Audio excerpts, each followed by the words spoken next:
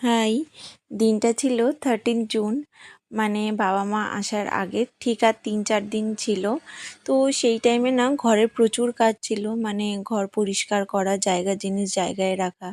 তো এইসবের চক্করে তো আমি ঠিক করে রান্নাও করতে পারিনি, তাই দুপুরবেলায় অর্ডার করেছিলাম ছোলে ভাটুরে। গাছের দিকেও তো সেরকমভাবে নজর দিতে পারিনি, তো হঠাৎই চোখে পড়লো যে কিছু টমেটোও হয়েছে। আর সন্ধেবেলায় আমরা গিয়েছিলাম ডিমার্টে, কিছু টুকিটাকি জিনিস কেনার ছিল।